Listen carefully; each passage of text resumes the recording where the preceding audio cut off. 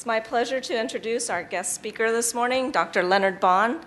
He's been engaged in energy-related work for 30 years. He's published more than 250 papers and holds 9 patents. Dr. Bond has his BS in Science and Applied Physics and PhD in Physics from the City University in London. He is a fellow of the Institute of Physics and a chartered electrical engineer. He has been at Pacific Northwest National Laboratories since 1998, and he is currently a laboratory fellow. In 2005 to 2006, he was assigned to the Idaho National Laboratory, where he was the founding director of the Center for Advanced Energy Studies, established in Idaho Falls. Within IEEE, Dr. Leonard Bond was the 2009-2010 Region 6 director. And in 2002, he was the Richland Section winner for the Engineer of the Year. Dr. Bond received the Patel Key Contributor Award in 2003. Please join me in welcoming distinguished Dr. Leonard Bond. Thank you.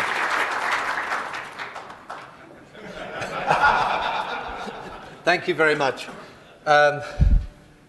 Where do we start? Energy. People have been thinking a lot about energy. It's probably the most topical area that we can possibly have given what's happened over the last few months. When Kevin Taylor originally asked me to give this talk, we'd given a similar one back in Detroit. And that seemed, oh, no problem, let's just dust off the slides and take it out. A few things happened last fall. You may remember the small changes in the stock market, and of course there was an election.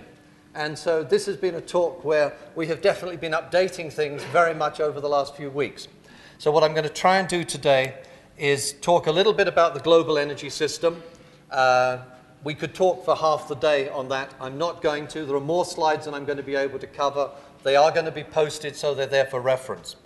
I'm going to talk a little bit about President Obama's energy plans, which are still currently evolving, and then talk specifically most of the time on energy workforce and the energy workforce pipeline. What do we have? We have an energy system which is basically sources to services. And we've got on the sources side things that nature gives us. We've got the coal, the oil, the natural gas, the uranium, etc., and the sun. And on the services, we've got the things that we'd really like to have, the healthcare, potable water, keeping warm, keeping cool, and definitely if you're in this part. By the way, I should welcome you to Region 6, by the way. This part of Region 6 gets the hot and cold part. The other parts of Region 6, including out in the islands, just get hot and nice. And Alaska gets really cold, and down by the Mexican border it gets a little warm. So we have definite interest within Region 6 in being able to heat and cool depending where you are.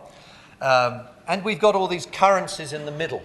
And I'm not going to go through this chart. We could literally talk about this for much of the morning. But we've got these currencies, and if you look at this system, we have tremendous flexibility in what we actually use. What is it that determines what we use? It's money, it's our economic system, and it's policy. Policy, the politicians could say, we will not use coal. I don't think any American politician is going to be able to stand up, at least from certain East Coast states and some places in the Midwest, and say we will not use coal. And there are others similarly who are not going to say we're not going to use some oil. So it's going to have to be a balancing act, and as Dave Hill said yesterday, the world is going to need to use almost everything we have to meet the demand. We've got between 6 and 7 billion people, population is rising, and energy is what drives standard of living. And if we look at this whole activity, the energy use on the planet is going to grow. And it's going to be a matter of deciding how we make it grow and how we care about the environment. How do we balance it? Because we want to have a good standard of living, we want to have clearly some care for the planet, and we want to not go broke in the process. The current world energy situation, the key things to remember here, at the moment, renewables for the USA are only about 3%. So remember, that's that simple number. The rest of it, we're predominantly oil, and that's energy, and then you've got some nuclear, so hydro, etc. The US, we are 5% of the global population. We do use 25% of the energy, we use 25% of the resources. That situation is unlikely to remain tenable. And a lot of our resources come from places where people don't like us very much as Americans. They have the ability to turn off the tap. Europe was reminded about its energy security when the Russians were recently looking at some natural gas taps and saying, maybe we're not going to let the natural gas go to Europe, or having a discussion with Ukraine. We can't rely on our foreign sources of energy. Energy consumption is going to grow. The numbers here on the right-hand side of the chart, these were projections before the recession started to hit. But as several people have said during this meeting, energy growth can be expected to continue. The slope of the curve may change a little, and we're clearly going to see some interesting restructuring. And interesting is that in that Chinese curse type restructuring, may you live in interesting times. Will the world energy growth triple over the next 50 years? Probably not. But remember, the majority of the people on this planet, the 90% of them, are living in the parts of the world where 2 billion people live on less than $1 a day. They are energy hungry. If we're going to see sustainable development, it's been projected they need 2,300 gigawatts of new generating capacity over the next 15 to 20 years. That's an awful lot. And unless we start looking at the technological options, much of that is going to be coal. China is talking about 500 coal-fired plants and also 100 nuclear plants. So future energy consumption, even with the recession, is going to grow. Energy efficiency alone and conservation can't stop energy growth globally. Can it make a contribution? Yes. But it's not going to solve the problems. Global energy supply. The world is not running out of energy. It's just we've been addicted to oil for rather a long time. And in the US, hydrocarbons provide a large amount of what we use. Domestic oil supply is finite, and clearly we've got the recession, energy security, climate change, and some small issues that our new president is having to deal with. And I'm glad he's got that job, not me. But we have to find, as a country, transition to a new energy economy. We have to find ways, as engineers, as scientists, as technologists, to deliver secure, sustainable, affordable, and environmentally friendly energy. And specifically for this group within IEEE USA, for the United States. You can supply energy from a whole variety of sources. The costs may differ. If you add such things, and not picking on clean coal with carbon sequestration, some of the projections say carbon sequestration will double the cost of electricity. In some places, and I'll pick on some of our neighbors over the mountains in Seattle, they may not worry about the price of electricity going up by a factor of 2. If you're in some other parts of the country and your standard of living is somewhat lower, doubling the cost of electricity is something that you may not be able to afford or wish to afford. So we have to look at these whole things. So it's going to be, can we transition? Can we get to these 4 objectives? And can we do it globally without major economic, climatic, and political disruptions? Okay, this slide was written before the current group of major economic disruptions. But in the past, wars have been around 2 things, resources and land. We are now facing challenges on resource, and energy is the big resource. Where is it going to go? This is one of the future energy scenarios, and there are many of them out there. Back in 2006, the best projection was that by 2025, we'd have about 25 gigawatts of new renewables, potentially tripling that by 2050, and that's all renewables, wind, solar, bio, etc. Coal with gasification. 80 gigawatts are likely to be added by 2025. That will be cleaner coal technology. It will not be clean coal with carbon sequestration. That technology is still, at best, 20 years out, and people like Al Gore have said recently that that is something which still is unlikely to come to fruition in a cost-effective manner. And then the other side is the nuclear. We may be able to add 25 gigawatts, 25 new plants, and then looking to the future. So there are a variety of scenarios out there. When I first gave this talk a couple of years ago, we were able to make some really good projections, because you start with these numbers, you say, okay, how many people does it take to run some biomass plant? How many people does it take for a coal plant? How much does it take for a nuclear plant? You can do the math. It gets relatively easy. We're now in a state of transition. This is a complicated chart, and I haven't got time to go through all the details in it. The critical thing is this top right-hand corner. If you look at some of these things, the big green one, the colors have changed a little bit, but these are options that are sitting out there.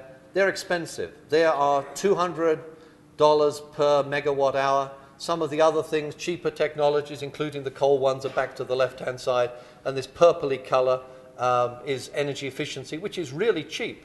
So energy efficiency, when you can do it, is a really good deal. It doesn't cost you very much if you switch off the lights. But we have to look at how we balance all these different things. And all of these numbers, these are '07 numbers, people are trying to work in this space of what is the availability and the price, and what are the emissions at a particular price. And it's politics that's not, and economics, and not so much the technology which decides which way we go. If you look at the generating costs, there are a variety there, and these happen to be UK numbers. The critical thing is that if you look at coal-fired, pulverized coal, there's a big delta when you start adding the carbon emission costs. It almost doubles it. And you start looking on the right, and these are some of the wind farm numbers. So there's a variety of studies, and we can do a variety of things from the technology side. These are just some numbers. At the moment, about 7% of our total energy supply, that's transportation as well as electricity, and the amounts from hydro, geothermal, wind, and solar are still rather small, even though they have grown significantly and can grow significantly. For baseload electric over the next 20 years, we've really got probably two options: coal and nuclear, with some possible options around the natural gas, depending what the price of natural gas does. And natural gas at the moment has tended to come down a little bit. The bottom numbers are saying some workers on the solar side have actually been laid off. There's a story here on actual clean coal. What is the status of carbon sequestration? I'm not going to read that. That's there for people to read afterwards and for information. This is a slide that Dave Hill showed yesterday. How do we get to where we'd like to be, which is probably down here on the right-hand side by 2030? The bottom line for this case is we will live in a carbon-constrained universe. We will assume we actually wish to deal with carbon in the atmosphere, and we wish to tackle global warming, or at least tackle the amount of carbon in the atmosphere. Whether you wish to tackle or believe in global warming, the amount of CO2 in the atmosphere has been going up, and from my perspective, I'd really not like to try the science experiment of melting the polar caps, melting the Greenland ice shield, and seeing the trees in Alaska starting to become drunk and fall over as the permafrost melts, and have the glaciers go away. Because there are some potential really large political implications of the glaciers melting. When the glaciers in the Himalayas melt, 600 million people in China get very thirsty because the Yangtze and some of the other big rivers have much less water in them. If you live in this part of the country, and I lived over in Boulder on the other side, Boulder, Colorado gets its water supply, much of it from a glacier. So people in the Rocky Mountain region do rely on glaciers, and as they retreat, the water supplies do definitely go away. So how can we get to this point over here? You can make the various contributions, and again, I'm not going to treat through all of it. Efficiency can bring things down. You've got renewables, you've got nuclear. The bottom line is these are numbers that are realistic numbers from the Energy Agency and from EPRI. There are ways to do it. Do we have the political will to do it? The technologies exist. Do we have the political will to do it? And I'm not going to argue that today. So we can live in it. The other thing is we are now sitting in here to bring things under control. We are dealing with a 20-year period because the carbon is going to stay in the atmosphere. The big power plants will keep working for 40, 60 or more years. We can't throw away that infrastructure, and we can't instantly bring all the renewables online. Several people, including Skip Bowman, who used to run the nuclear navy, has said, we don't have an energy crisis, we have an energy investment challenge. And I think he's right. The bottom lines on these charts, hopefully you can see the two. This one says electricity generation, this one says electricity transmission, this one says electricity distribution. These numbers are small numbers, like $400 billion. That's small now in the context of what we're spending on the economic renewal activities, but we need to invest massively in energy. The Energy Information Agency has said roughly $1,000 billion need to be invested in North America each decade to meet energy demand, and half of that needs to be in the energy sector. That was 2003. Those numbers are bigger now. We have neglected our energy distribution system, and as the keynote speaker yesterday said, we are still really using for much of the grid almost 100-year-old technology. We've got to get smarter. But that's going to cost an awful lot of money. Having said that, we've now got some new energy policies. And again, I'm not going to read through all of it, but something like $150 billion over the next 10 years. Oh, we said we need $1,000 billion a decade, $150 billion. That may be just a down payment, as several people have said. Do we want to go to plug-in hybrids? That could require 200 gigawatts. Okay, we can do it at night. And as again has been said during this meeting, that helps us to level out the difference between the day and night use of electricity. But you also have the challenge that parts of our grid are massively overloaded already. If you're down in California on a really hot day and you have an electric car, they already send people home to shed the load. You may or may not be able to plug in your hybrid. If you're up in the Dakotas and it's really rather cool in winter, or actually if you're in this region, if you're in Idaho Falls, where I was for a while, it gets really cold in winter. You would really like to be able to heat your house with electricity and have your car working. So we've got some distribution, we've got some generation problems, and this million plug-in hybrids are actually going to need some generating capacity. We do not have a coherent national energy plan to actually implement where we're going. And there's all the detailed numbers about creating multiple green jobs. Going to 10% of renewables, 25% of renewables, etc. And this is going to have to evolve. It's all very well nice to have the top line bullets. We've now got to come up with the implementation plan as a country. And the stimulus is throwing in some numbers for the grid. These may not be quite the latest numbers because they've been rolling and changing and moving, but you're talking about billions of dollars and large amounts of expenditures and activities. This is what I really want to focus on, energy workforce. Energy workforce is something that's really rather important for IEEE. It's what a lot of our members do. It's what a lot of our potential members do. Energy transmission, generation, distribution employed in 2002 about 436,000. 40% of US skilled workforce can potentially retire in the next 5 years.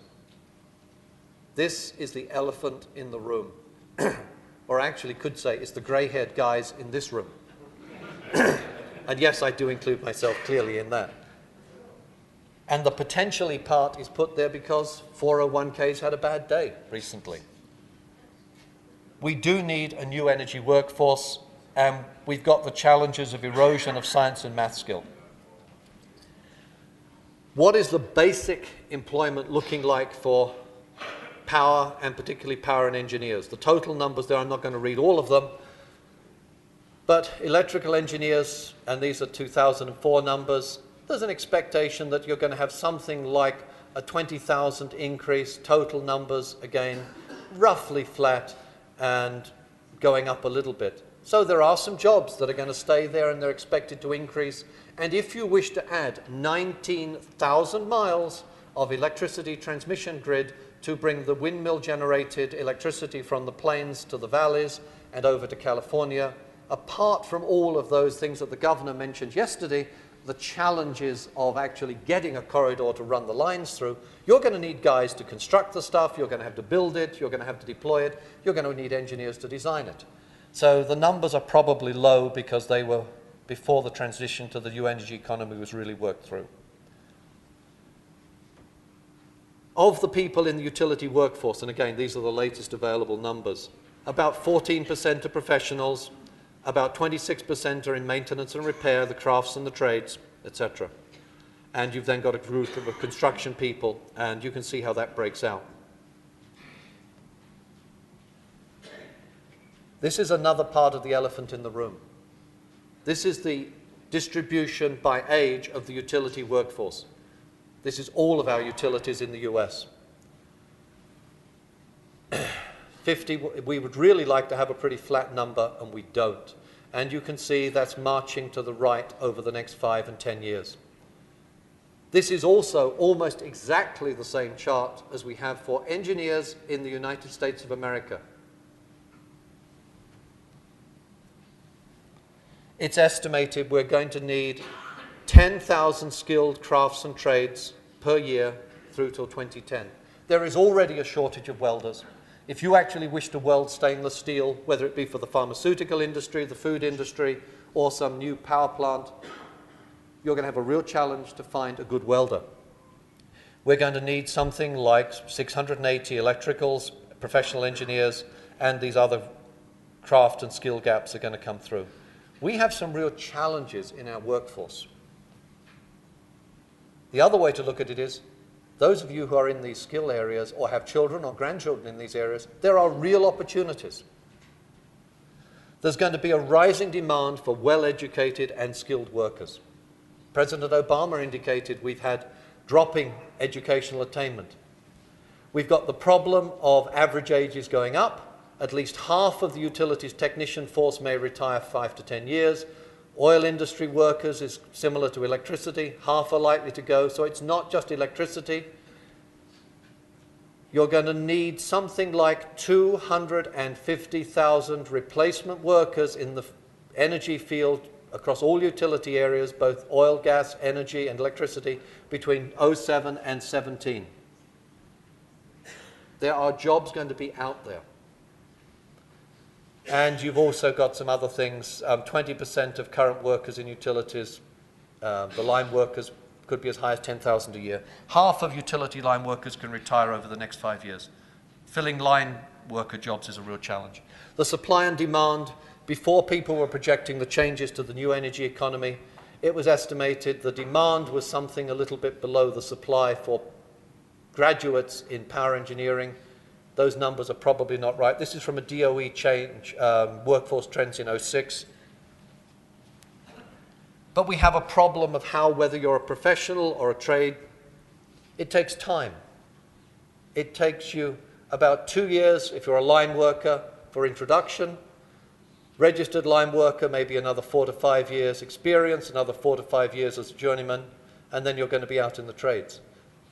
These are the people they'd like now to have experienced workers. And it doesn't matter whether you're a craft or a trade or a professional.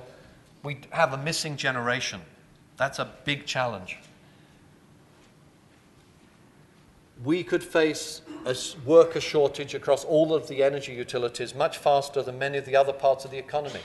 Other parts of the economy, nursing has been advertising on the television. There are opportunities for nursing. There are opportunities for energy workers. 25% of all the people in aerospace could retire today. It's not just energy. We are going to have competition for a skilled workforce of everything. The technicians, 52% could retire, 40% of line workers, etc. And as I've said, 46% of all engineering jobs could become vacant by 2012. That's tomorrow. The kids in high school are not going to be able to graduate, get their master's degree, and be in the workforce by 2012. And by the way, is this new news? No. Have people in DC and other places and various reports known this for a long time? Yes. There are going to be significant demands at various skilled levels are going to occur across all of these categories. The stimulus package, I've already said, they're talking about 19,000 miles added to the grid. If you do that again, as was indicated by our speaker yesterday, grid stability becomes an issue. You need instrumentation and control engineers and technicians to do grid control, and if you're going to do smart grid, that needs even more INC. Oh, IEEE, we have INC as part of what our sort of area of interest. Just as one example, there is no course in the country at the moment that teaches nuclear engineers digital instrumentation and controls. And as was said yesterday by Dave Hill, that's where people would like to go. but we don't have a course that teaches people. Nuclear plants, if we do build some, and the current projection is that we may, they're getting a little bit expensive, but they still actually are a pretty good deal. We could build anything between 26 and 46. Already, the planning for this activity has been created over the last 3 to 5 years, 14 to 15,000 jobs, which is why if you happen to have a BS in nuclear engineering, starting salaries have been about $65,000 plus a $20,000 signing bonus. So 85 for straight out of school with a bachelor's degree is not bad money. We've got 104 existing plants. We want to do 20 more years of life extension. This can save us 12 billion tons of CO2 emissions if we can do another 20 years of life extension. It also provides the electricity to power 70 million households for 20 years. We need to maintain and replace the workforce. Half of the operators of nuclear power plants are going to be looking to retire over the next few years. And if for every new plant that we build, there's about 1,000 people out there, and there could be as many as 13,000 in operation and maintenance across a group of plants. So there's some really big numbers there on the nuclear side. But if you don't build nuclear, you're going to have to build coal. And you're talking about similar levels of numbers. Nuclear energy workforce over the next, up by 2011, you could need 90,000 people. Renewables. Renewables need more than traditional baseload generation. They're more expensive in terms of people.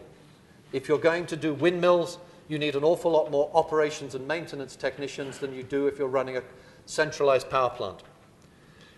40 million gallon ethanol plant is about 1,400 construction jobs, 40 plant operators, renewable capacity, 5.9 gigawatts of new renewable capacity, about 28,000 person years for construction, and then you're going to need about 3,000 plant operators for maintenance, operations and maintenance. There are some really big numbers on the energy side, renewable side. Solar and wind currently employs about 80,000 people. And remember, that also includes adding to the sales workforce, and that could double. So there's some real interesting things there. There's been 65 new manufacturing plants recently, and that's created 10,000 new jobs in the past 2 years. The variety of jobs in renewable is quite large. Wind, you've got meteorologists, because you really need to know where the wind blows. It may sound pretty obvious. The governor, or was it, no, whoever was speaking on wind yesterday was talking about 40-something% for a capacity factor for windmills. That only applied, that was a monthly peak number. If you look average over the years, the International Wind Energy Association is giving capacity factors averages of down in the 20-something%. But it really depends where you are, and it varies from day and night and season to season. So you have to put it in the right place, and we don't have many of the right places that are close to where lots of people live. So again, you have to build more lines, you have to go have all the challenges of actually fighting with the lawyers. So you have actually, renewable energy creates jobs for lawyers, because you have to create places for transmission lines to run. There's always a downside on these things. Biomass, you need chemists, etc., etc. So there's a lot of different opportunities. So variety of workforce demands and strategies. You've got to enhance the skilled workers, you've got to prepare, you've got to grow. And they've been suggesting from the California Energy Commission, workshops, community college programs, university programs. We have relied on a reactive system. The US nature is to have a problem. You've got a cliff in front of you. Walk to the edge of the cliff, you look over the cliff, you then decide what you're going to want to do. We don't do long-term planning well as a country. We are a great place. I've been here 20 years and a citizen for almost 12 years. But long-term planning is not an American strength. We prefer crisis management, and then we throw money at it. Most of the energy stuff, we really need long-term planning because it's just the nature of the energy system. Jobs in renewable, again, I'm not going to read through the whole chart. It's obvious. You're going to need all of these different things. And the numbers are significant. The bottom line is you're going to need skilled people and you're going to need crafts and trades. Companies that develop biomass, again, there's a long list of what's out there. People have made guesstimates per gigawatt of these numbers, but it runs into hundreds of thousands, and in some ways, millions. We also have an R&D workforce, which is of interest to the IEEE. Global chemical energy R&D is about $100 billion a year. Not a bad number. US, we spend about $33 billion. DOE spends about $1.2 billion on energy R&D before the stimulus. I don't know what the final number is going to be after. And I'm picking on my own employer, Battelle, that runs this group of labs. We do about $1 billion a year in energy R&D, and that involves about 7,000 scientists, of whom 20% may retire in the next 5 years. Because again, they are the middle-aged guys who are going to retire, that same demographic of the energy workforce. Chemical energy R&D workforce guesstimate is about 215,000 people. Guesstimate is 30% of retirements. That's 72,000 R&D jobs from a variety of levels. Let's look at the supply side of the equation. Half the workforce, etc., is going to retire. We've got some real problems. 26% of high school graduates in the US are only considered to be qualified to go into SRE higher education. We've got some intergenerational issues, and we have some demographics. Again, another elephant in the room. Depending which decade you pick, it's something like 64 million baby boomers may retire, could retire. I changed the color with what happened to the stock market. But about 40% of the US labor force coming on, the millennials, or whatever they're supposed to be officially called, this new generation coming out of high school, is going to be about 48 million. We have a problem, guys. The power industry is in for a jolt, as about half of the workforce is readying for retirement. That is going to cause massive, massive change. Younger workers will not have the skills or experience needed.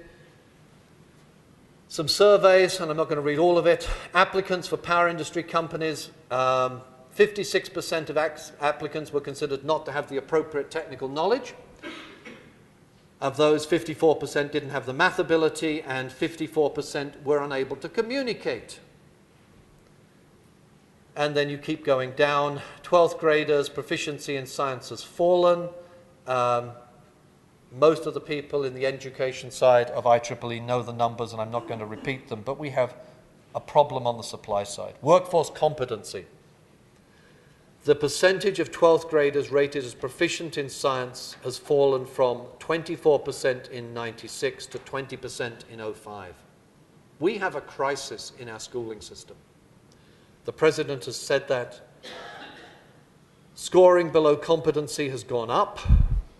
As the nation has become anti-science at a time when we need science the most. We have a problem in cultural problems. We have an anti-science culture in much of the country. We have problems with scientific illiteracy. We have problems with ignorance and prejudice. And I know this is a delicate topic. We have those who wish to treat creation science in the classroom, and that generates some real challenges between perceived challenges to parents' religious and cultural values. Very, very sensitive issues, and many teachers back away from teaching basic astrophysics and basic biological sciences. They skip over the parts of the textbook, and in some places the school boards don't even want the textbooks in the schools. If we look internationally, the US has been saying we are graduating more people from high school with A's, but at the same time, the international standards, and this is from some National Science Foundation Engineering Indicators 08 data, compared with the rest of the world, we're really not doing very well, and our competencies are dropping. The workforce pipeline. We need better understanding of the societal values and the cultural issues. Raytheon surveys have shown, and you can read all of it, but 84% of kids would rather clean their room, eat their vegetables, go to the dentist, or take out garbage than learn math or science.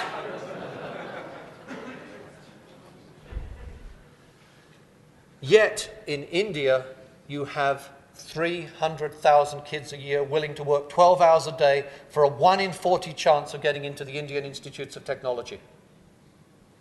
They see science and technology as the way out of the ghetto, because for them it is.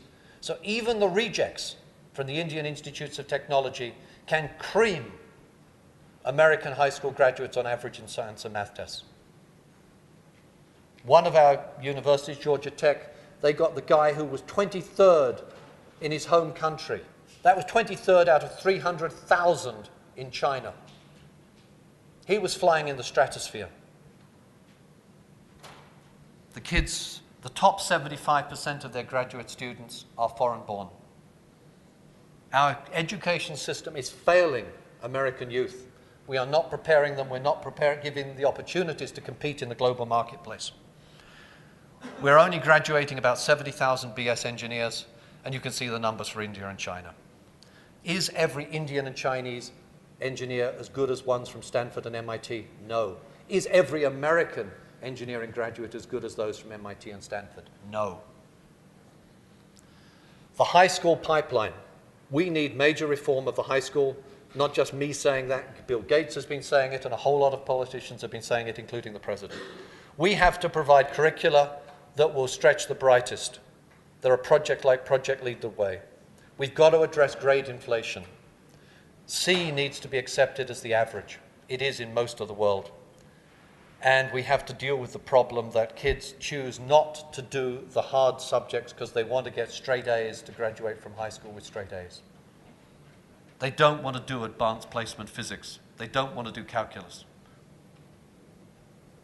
There are bright spots.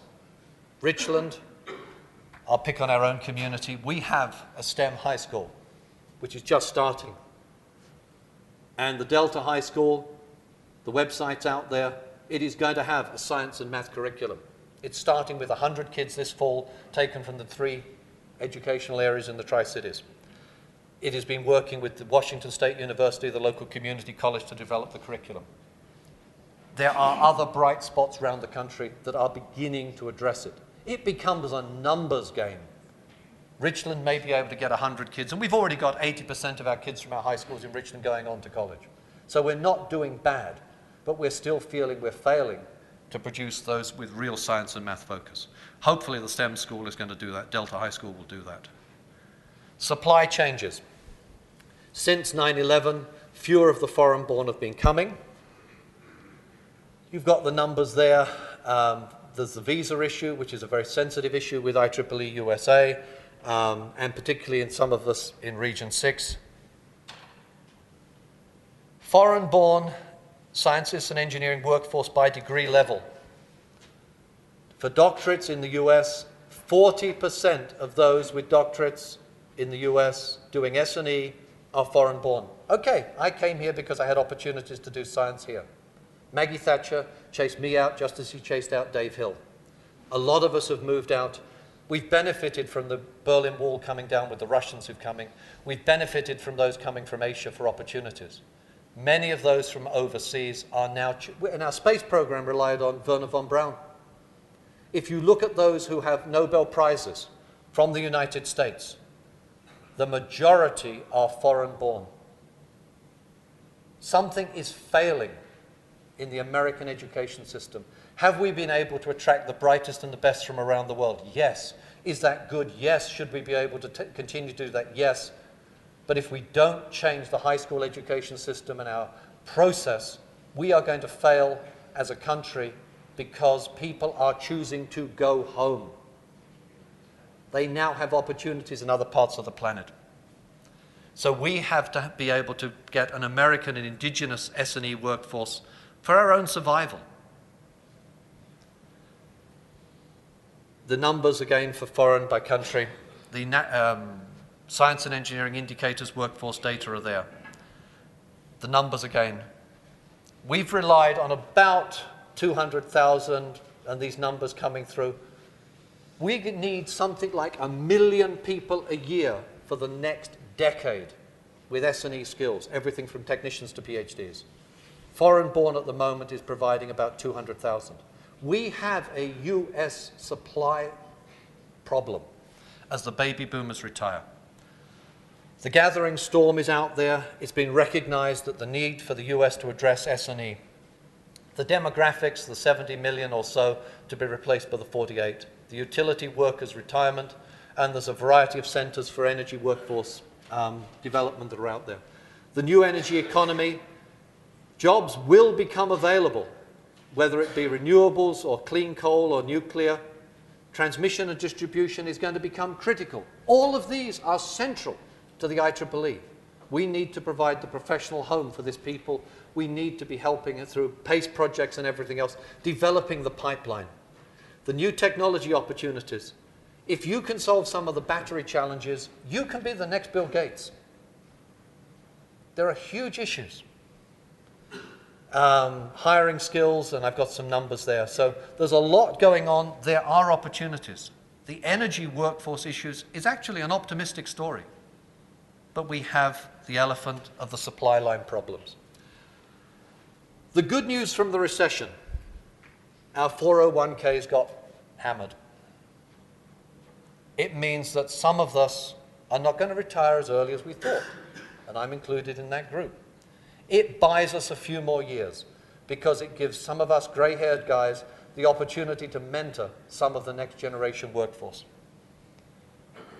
There are and will be energy sector jobs. We have the challenge of the missing generation, the guy with 7, 10, 15 years experience, that missing gap that we haven't hired. Long-term projects like the Delta High School will increase the supply and can increase the supply, but Delta is only going to be graduating 100 kids a year. We need 100 times 100 Delta High Schools or that sort of curriculum around the country to meet the supply line challenges. We have to address the societal challenges in terms of attitude to science and technology.